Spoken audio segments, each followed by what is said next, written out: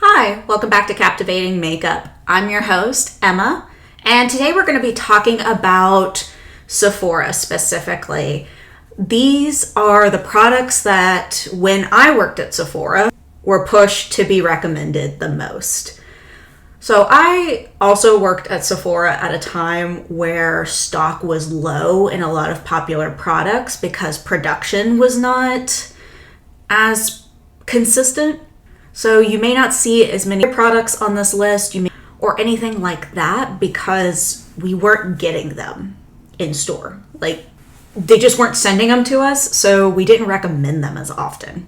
And when we did get the very few we did, they went really quick, so it was hard to recommend those products. But these are just some of the ones I was encouraged to push, that I was taught to push, that just either were popular at the time or the type of customer we were talking to. And I worked at a pretty affluent Sephora, I would say. Gucci was around the corner, YSL, Prada. There was a Louis Vuitton store across the way. The Apple store was just down a few stores. Lots of people in that demographic. So some of the products I may recommend are in those areas. And some may not be. Just kind of depends on what we were recommending at the time. But these are kind of the items I'm looking at. So I'm going to do my makeup while I talk about these products. So like, subscribe, comment, whatever you can afford. If you don't like my videos, I will see you on the way out. Bye. All right, so we're going to start with primer first. Now, the primers that we were most encouraged to push were the Milk Hydro Grip. The mattifying primer hadn't come out yet, and the Smashbox primers were heavily asked to be pushed, and the Makeup Forever. So Milk was obvious. Milk is because it was popular. Everyone and their mother was getting the e.l.f. Hydro Grip Primer. So we recommended those a lot just because they were really popular and they were a sticky base. So if anyone didn't have any real concerns like needing hydration or needing mattification or green color corrector, just products like that, we would recommend the Milk. Now, the Smashbox and the Makeup Forever were a different story because with the Makeup Forever and Smashbox, there was a plethora of primers to choose from. So each of those brands had 4 products that could go with it. So they had their pore filling, the mattifying, the glowy, the green corrector. They had multiples, and then they also had them in multiple sizes. So if you couldn't convince a customer to buy the full size, you might be able to get them on the smaller size of the product. Because you're just paying for, the logic was you're just paying for a small one. You're not committing to a full size bottle. So if you don't like it, you didn't lose out on a ton of money. And that was kind of the logic we went for on that one. And like I said, some of these are going to be kind of no-brainers as to why we recommended them. And then some have their reasons as to why we specifically went for these products. So the next category I want to talk on is foundation. So there were 3 brands that we normally recommended. And it's going to be kind of like that for most of these, is 3 brands that I'm going to think of as the most. If I think of any extras, I might just add in a tidbit, but for the most part, it's going to be 3 per item.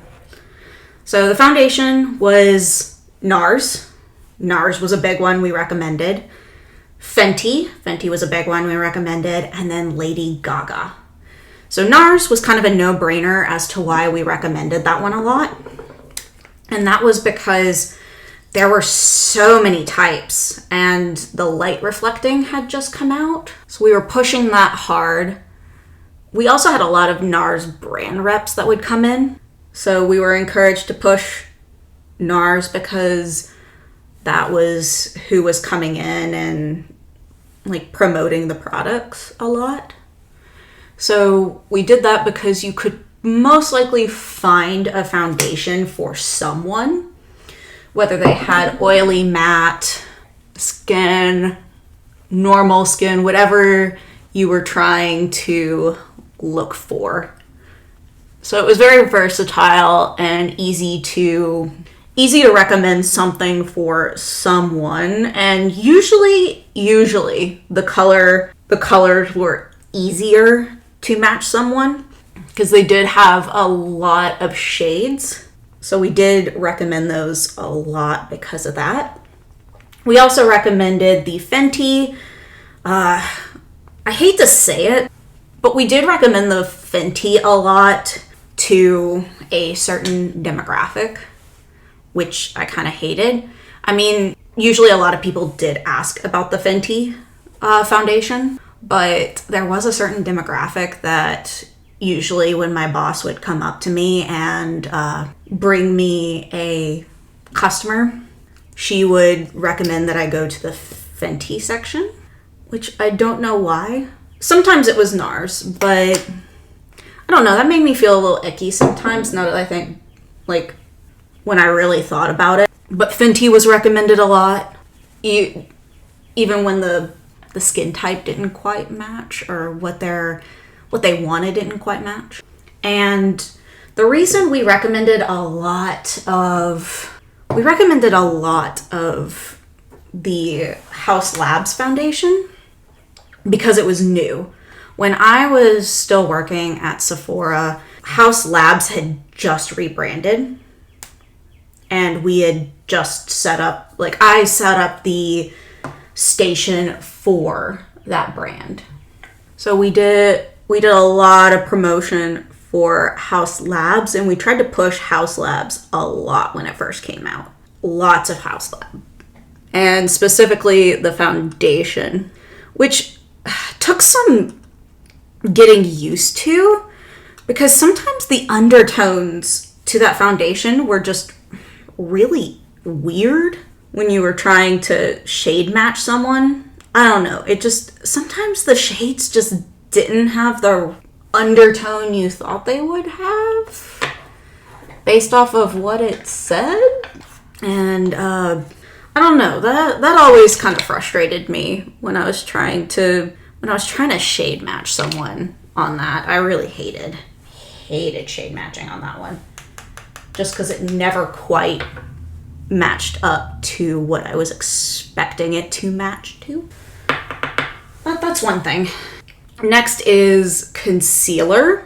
So a lot of the concealer, one of the big concealers that was being promoted at the time and that everybody wanted, and of course one of the ones we had the hardest time keeping stocked, was the Kosas concealer. The Kosas concealer, just every time someone under the age of 25 came into the store, you kind of knew that they were going for the Kosas concealer. You could kind of just sense it a little bit.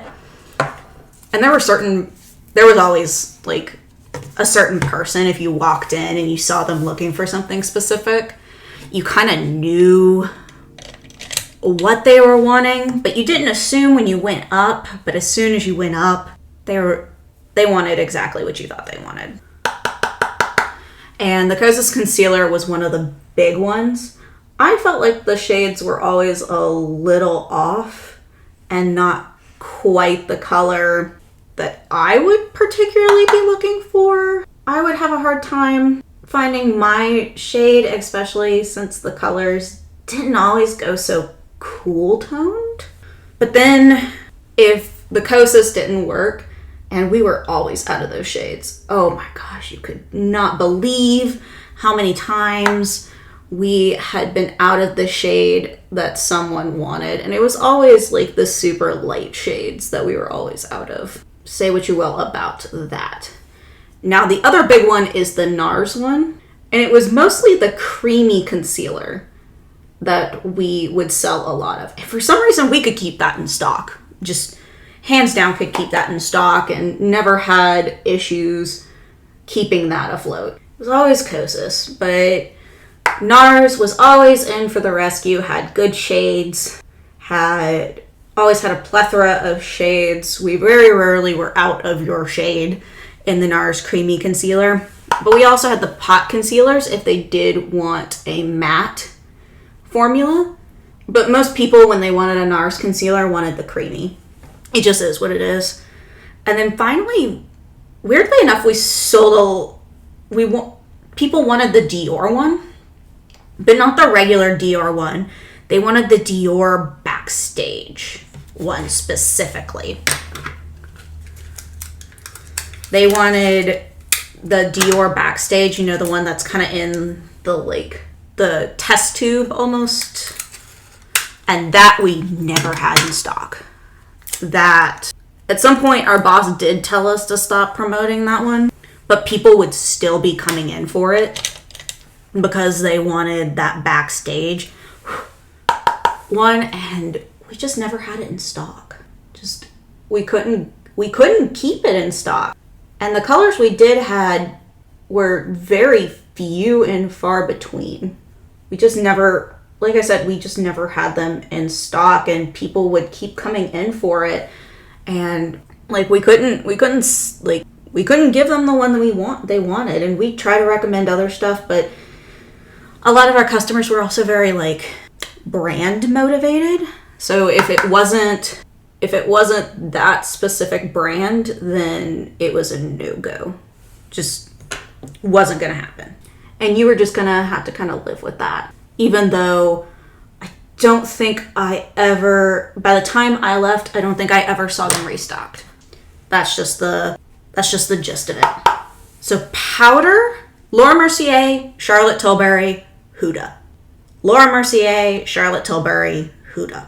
And I understand why, because they were all popular. Like, Laura Mercier came out with a talc-free version around the time I was working there, so we pushed that hard. But it was always those powders, and it's because they were popular. I personally do not like the Laura Mercier formula. And I've heard the Charlotte Tilbury one's pretty good. I have not tried the pressed powder myself, but I've been told that the powder's good. And Huda I've tried, and I like Huda, and I understand why, but I also don't understand because I feel like Huda's just so over-scented. I never understood why people wanted to buy it, and that's just my opinion. Blush. The ones I always pushed to sell the most, and of course the one we could never keep in stock, like as soon as we got new product, gone. Just gone, is the Rare Beauty blushes. Everyone wanted the Rare Beauty liquid blushes, and no one would settle for any other liquid blush. We would recommend other things, and they were like, nope, it's gotta be the Rare Beauty. And some people, I noticed, would just take whatever color we had. Like, they didn't care what color. They would grab a color. And we'd ask, like, oh, is there a specific shade you want? And they're just like, nope. And they'd grab the first one and head to the register. Like, they just wanted a shade. Now, of course, some people came in with shade preferences, but the Rare Beauty ones were just so popular that it didn't matter what shade you got as long as you got a hold of one. So even with all the dupes today, I would not be surprised if people still went into Sephora looking specifically for the Rare Beauty ones and would not care which shade they got. Now, if we were completely out of that, we would try to recommend the Makeup by Mario sticks, because those we had plenty in stock. And I don't know why we had those always in stock. Maybe just because Makeup by Mario at the time was maybe not the most like not popping brand, but I don't know, people just didn't rush to Makeup by Mario as much, unless they wanted the lip pencils, and then of course we were always out of the lip pencil. But the blushes were pretty good, especially in the stick formula. I don't know why people did buy them, just I don't know why people weren't rushing for those more. And then, of course, the Ilia blush sticks. The multi-sticks, we would sell those a lot, especially to mature audiences. And mature audiences love them. That, or if like a young person came in and they liked that no makeup look, and they weren't as savvy into makeup, like they weren't looking specifically for the Rare Beauty blushes, we could usually kind of convince them on that. But those were the big ones we would recommend in blush. And I personally liked recommending the Ilia ones just because they were multi-use. And for people who didn't like to wear a lot of makeup, I would always recommend them. Just because I thought people who didn't wear a lot of makeup or liked more natural makeup would just enjoy them more, to be quite honest. Because they aren't super hard to play with. And they're not super pigmented to the point where if you put too much, you would just ruin your entire look. And I think people appreciated that. Plus, they were multi-sticks. You could use them on your lips. I always recommended to use them on your eyes for just a little pop of color. And people loved that. People loved the idea of being able to use it as an eyeshadow as well. Just a quick, like, little eyeshadow. So because they felt like they were getting a deal. That they didn't have to buy 3 separate products. They could just buy this one that they really liked and just be done for the day. And I don't blame them. I think my light just went out. So I am going to pause this for a second and try to fix it. All right, I'm back.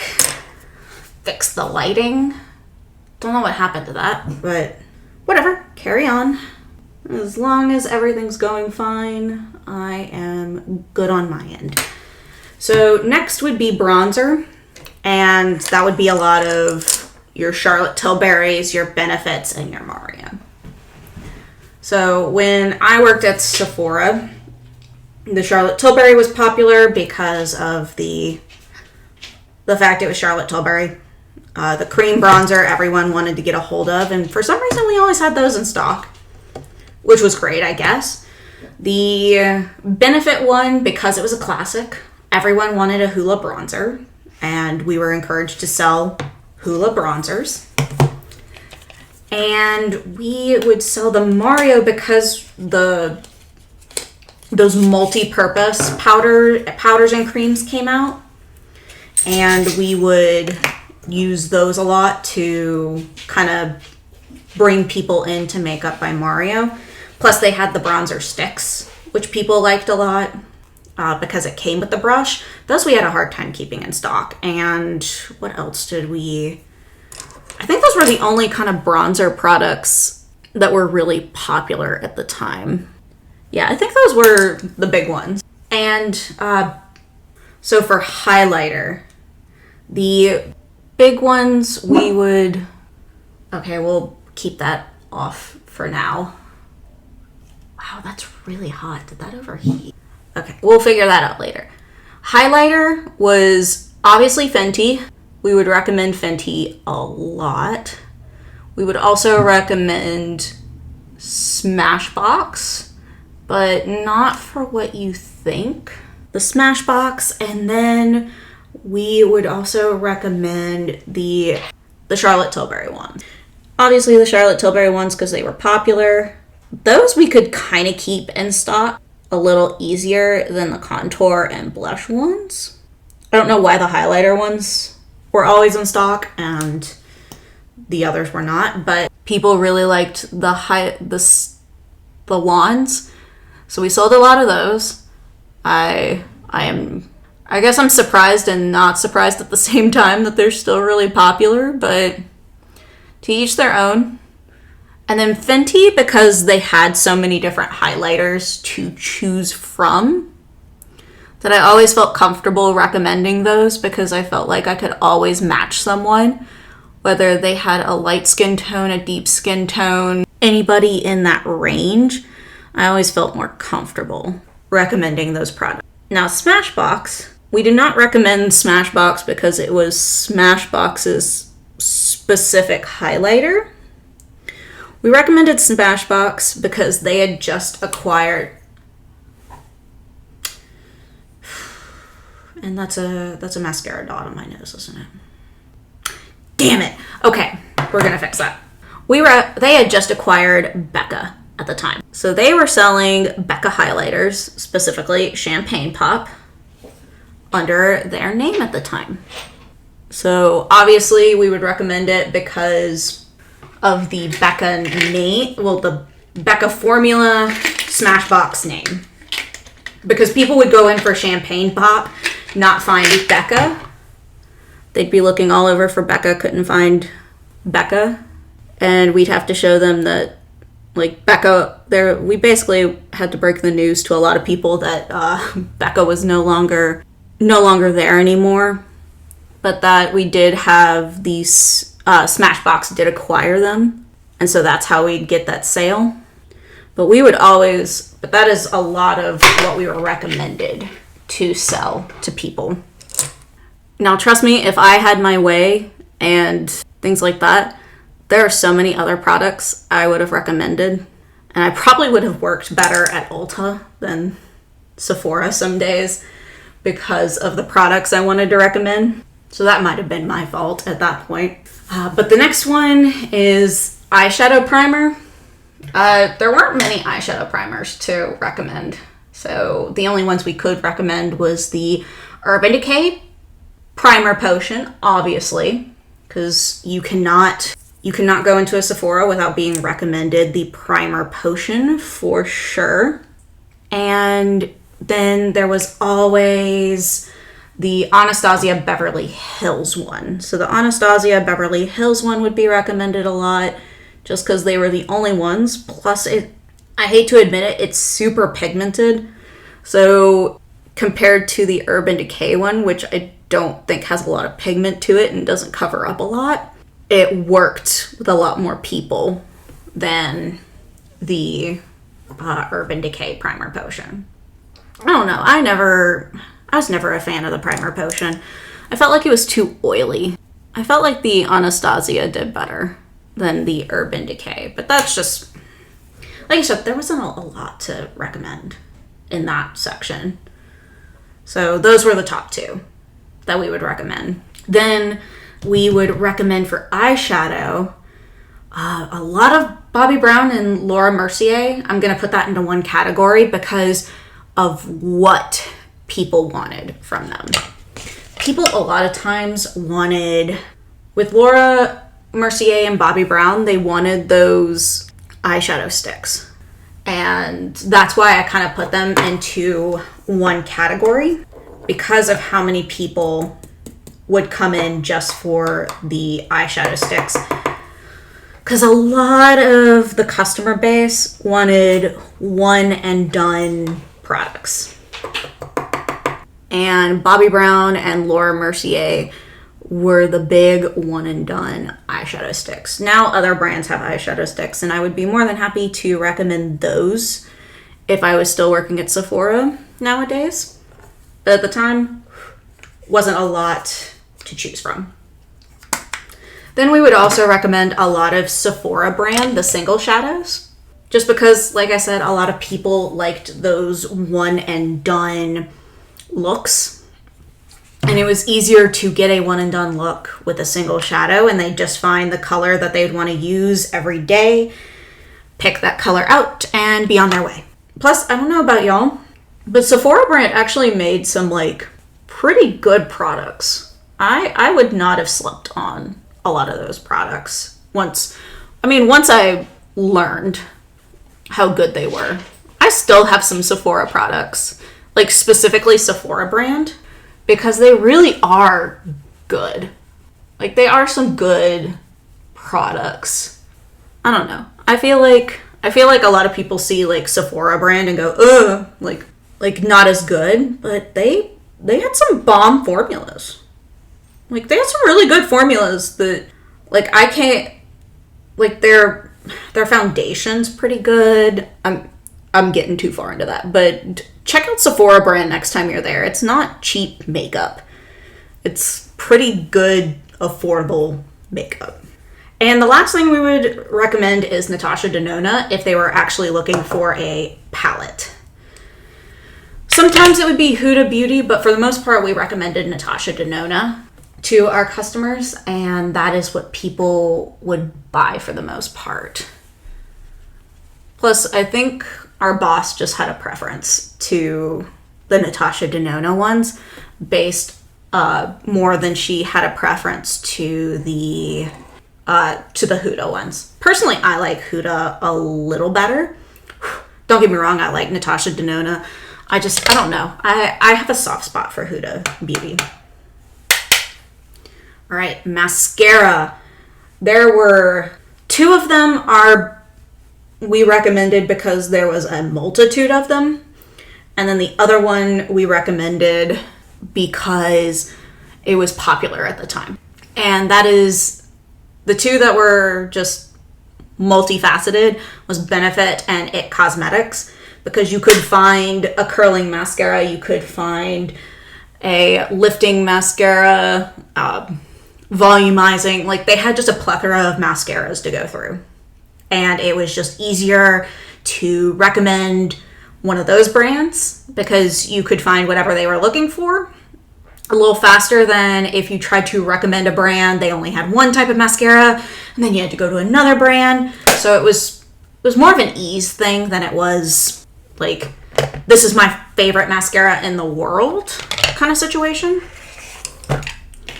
And the one that we did that was really popular was the Ilia mascara. So those were really popular during when I worked at Sephora, and everyone wanted it.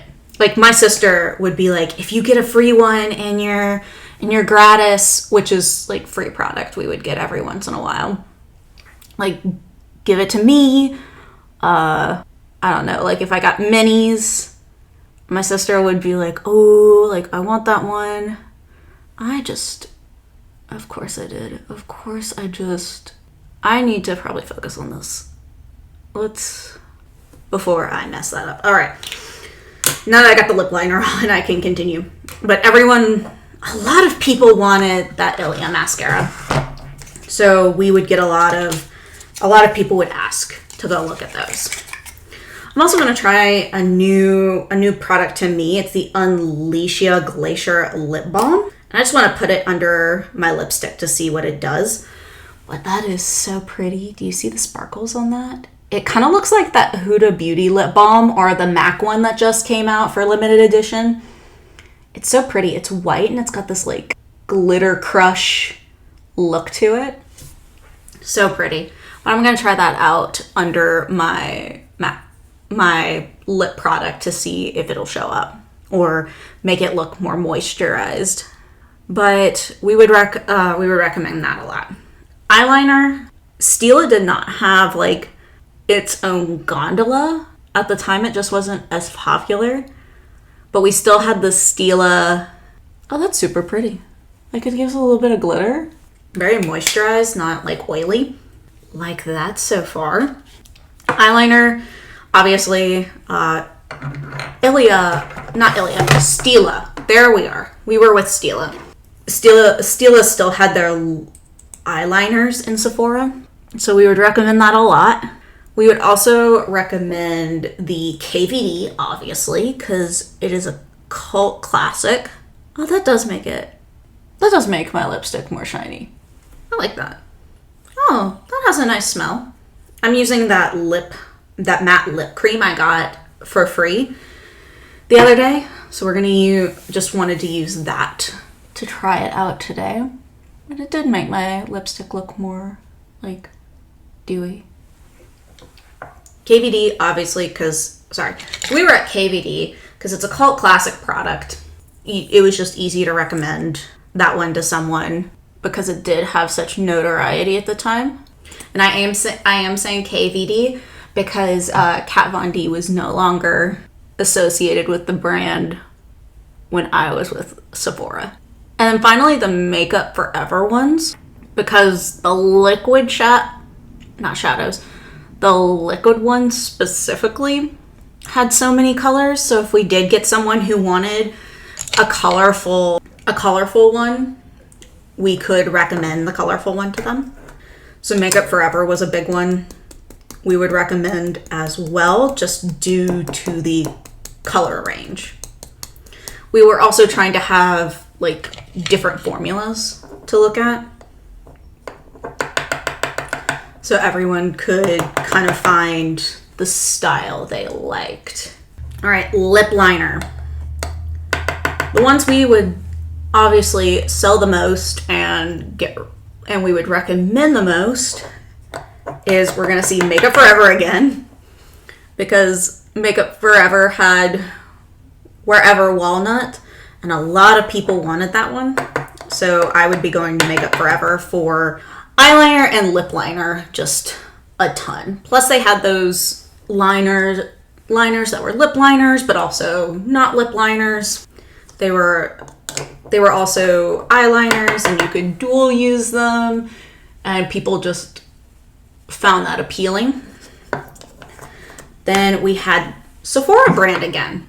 We would recommend Sephora brand a lot with lip liners because they had such a big range of colors. They would have these light ones that would match light skin tone, but they would also have this dark brown, this dark, beautiful chocolate brown that would go with people who had a darker complexion or a deeper complexion and would fit with them. And it was their perfect nude brown lip liner that, I mean, we could not keep those in stock.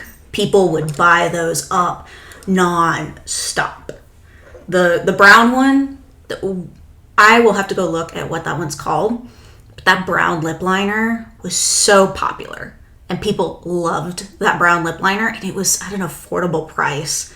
It really was a good price. I even went and bought one because it was good for those like fall grungy looks. Just beautiful. Stunning. The formula is great. It is a twist up, so if you don't like twist ups, that might be lost on you. But not a bad lip liner at all. And the Charlotte Tilbury, obviously. The lip cheats were just popular. Charlotte Tilbury in general was just really popular at my store. Everyone wanted a Charlotte Tilbury something or another. Like, some people would specifically go in and buy a Charlotte Tilbury product just to have a Charlotte Tilbury product. Whether it be the foundation, the concealer did come out when I was working there. But a lot of people would go buy it just to buy it. You know, just to have a Charlotte Tilbury product, which I never understood. I like some of Charlotte Tilbury's stuff, but I am not a fan of their lipsticks. I feel like they have a weird texture, in my opinion. But not here to judge the products that we recommended. These are just the ones we recommended a lot. But we recommended a lot of those. The lipsticks we recommended a lot were the Urban Decay, because the vinyl liquid lips came out that year. Urban Decay was the first, well, at least the one to popularize it. So we sold a lot of those. And there was a lot of colors we couldn't keep in stock because people would just buy them up as soon as they came into the store. So everyone loved those for sure. And the Sephora brand. If you look at the lip cream stains, there were just so many freaking colors. During Halloween time, a bunch of people came in there to get Halloween makeup, and they'd go to the Sephora brand because it was an affordable price point, so they could buy that black liquid lipstick without feeling like they were going to break the bank or spend a ton of money on something that they're not going to use again. But there was just you had your nudes to like green, blue, purple, and they had it in a bullet form too. There was a glitter lipstick that they had that I still think about every once in a while. It was so pretty. Just so pretty. And it was in their bullet lipstick formula, and those were under $10. Just a beautiful bullet lipstick for under $10. Just fan-frickin-tastic. I really can't say enough about Sephora and Ulta brand because I think they have really amazing products that people just don't take advantage of. That's neither here nor there. But, and the YSL. Sorry, I forgot to mention the last one. The YSL. Lot of bougie people wanted the YSL ones, and we would sell a lot of YSL lipsticks for sure. Now, lip glosses. There's one I think y'all are just waiting for me to say, and I'm going to say it. Too Faced. The Too Faced lip injections. I'm going to call that a lip gloss because it was a lip gloss. They came in different colors, flavors, blah, blah, blah. People didn't wipe it off once their lips were sufficiently plump. Like, people kept that on. People loved the Too Faced. And the biggest thing was you would see like I would say 13, 14-year-olds wanting those plumping lip glosses. I personally do not love those lip glosses, and I can't believe people would want those lip glosses, but everyone has their taste. And I think they just wanted it because it was popular at the time. I think the lip injections had just come back into style again, and those people would just grab up as fast as they could. People loved the lip injections. And then we also had the Fenty ones, so the Diamond Bombs, not the Diamond Bombs, the Gloss Bombs. There we go. The Gloss Bombs were really popular because they came in so many shades. A lot of women of color wanted to support Fenty, so they always went for the Fenty lip glosses. Good formula.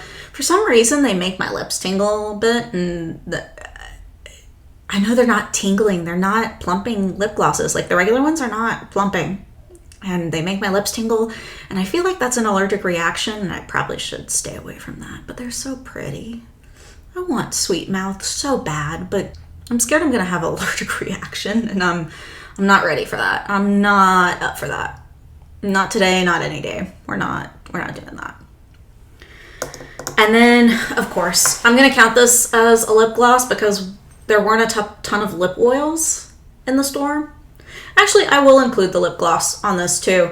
The Dior lip glosses and lip oil. The lip oils we couldn't keep in stock. We literally would get like 2 or 3 of a couple colors of the Dior lip oils. We could never get like the full range, and we couldn't get a ton of them. We could only get 2 or 3 of like 3 colors. And we would get them on Thursday. By the end of Thursday, they'd be gone. Whether someone bought them or shoplifted, they were gone. And we could never keep them in stock. And the lip maximizers, the lip glosses, couldn't keep those in stock either. Those were gone. Done. No one could keep them. I have one Dior lip gloss. It's like a hot pink color with like beautiful pink glitter in it. It's got a cooling, like plumping effect. The only reason I got one, the only reason, and this may have been an abuse of power, so if you think it is, whatever, it's done. It's been almost 2 years since I did it. I was unloading product and I found one in the color I wanted. And it was the only one we got in stock. And when I found it, I picked it up. I put it in the cubby area where we can buy product if we want to, because we would sometimes purchase out once we finished our shift and bought some stuff with our discount.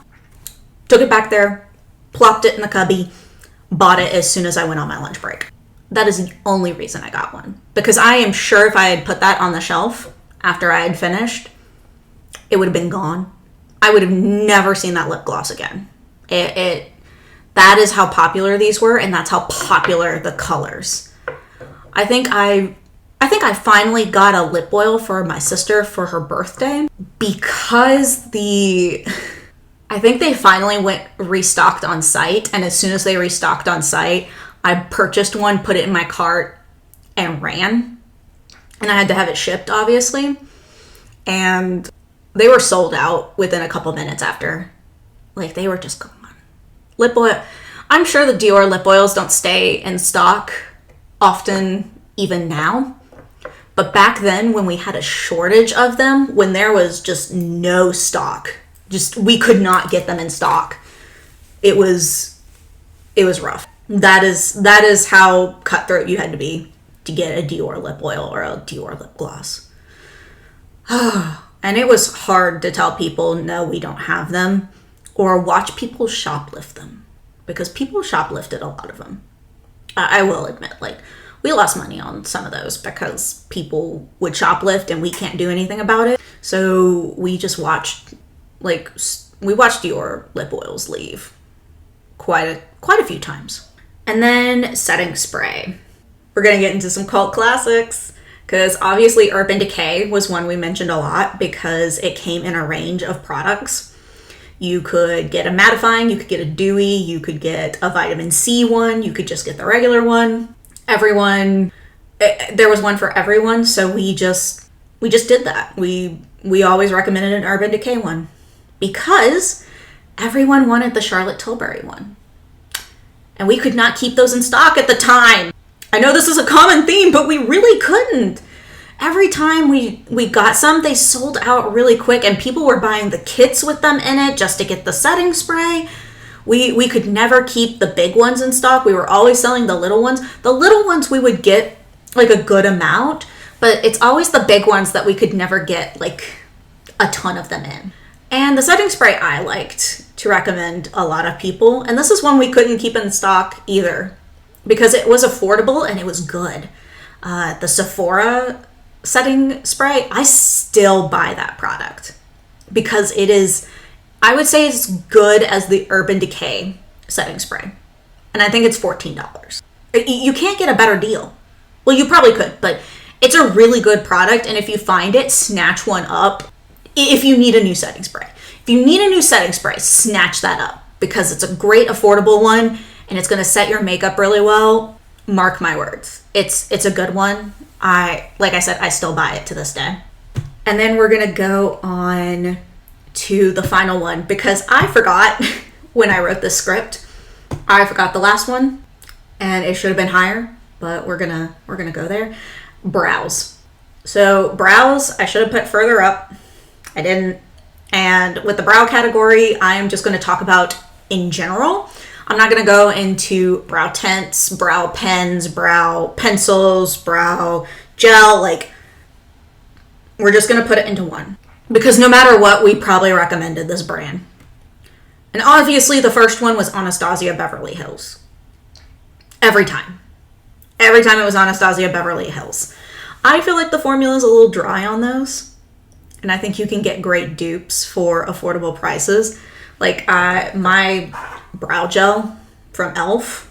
I think it's like $6 and works just as good as the Brow Free, in my opinion. Say what you want, but I think you could get better. But everyone wanted an Anastasia brow product. Those we would get a lot of stock, so we could get a lot of people those. But we would recommend Anastasia a lot. We would recommend Benefit a lot because most of the gondola for Benefit was basically brow products. That and Hoola. I mean, that's it. The Hoola bronzer and Benefit brow products is what you could get there. I think the Benefit products are a little better than the Anastasia. But like I said, I think drugstore is comparable. And if brows are your jam, and this might just be because I don't like brows. I hate doing my brows so much. But if you really love doing your brows, it might be worth investing in a good product. But for me, brows are just lost on me. So I always recommended to buy drugstore. I know it's my job to like sell them on the big product, but I drugstore. I really preferred to recommend drugstore. I probably would have done better at Ulta now that I think about it, because I was a bad Sephora employee. Not in the sense that I was awful at my job, just at the sense of I knew so much about makeup at the time that, because you didn't have to know a ton about makeup or skincare or fragrance or whatever to work at Sephora, as long as you had good customer service skills.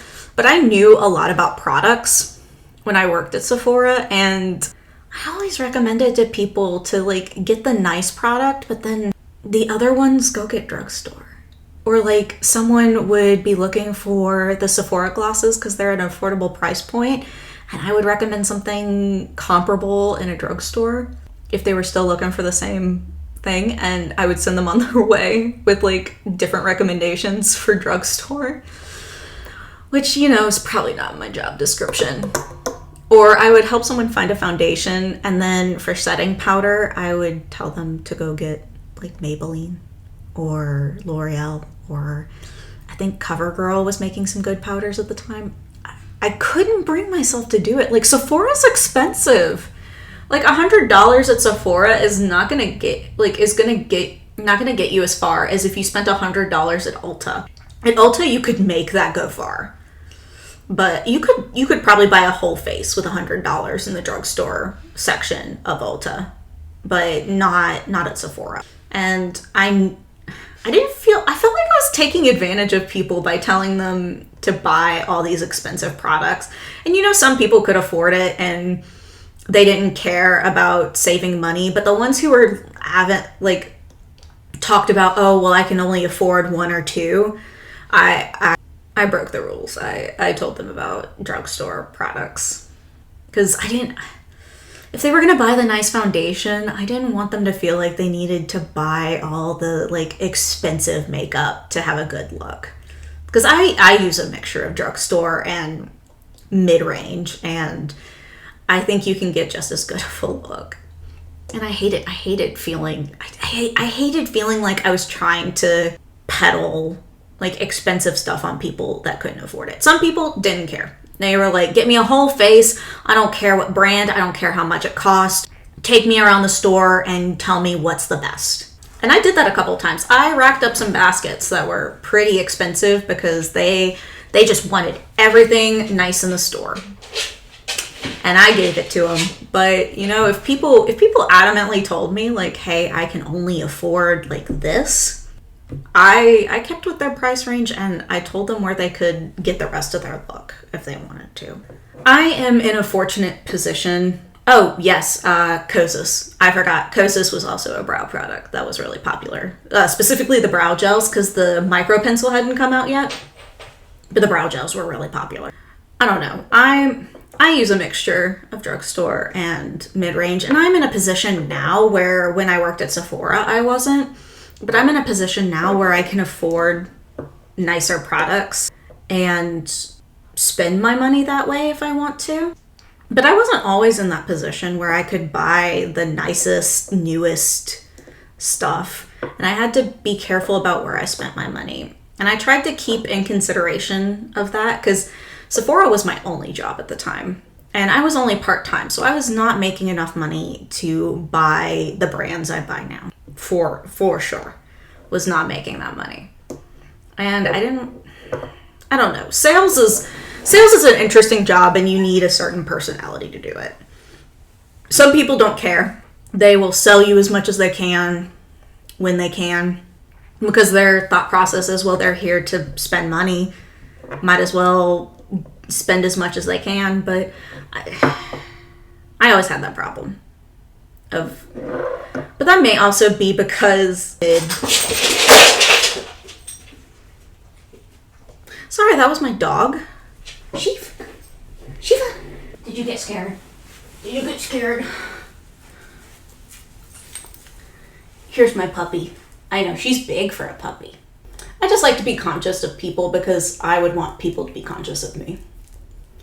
But that is it for today. These are the most recommended items that we were told to push at Sephora at the time that I was working there. Of course, it's probably changed just because there's more products out now, and the shortage of items is probably not as big anymore.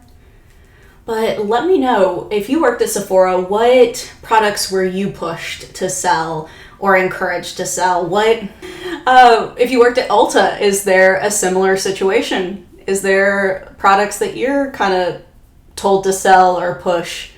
Let me know in the comments. And I appreciate y'all being here. She appreciates y'all being here. Look at this big puppy. She's so cute. She's the one who barks in my background. But thank y'all for watching. I really appreciate it. And I hope you have a wonderful day. Bye. Sheila, say bye. Bye-bye.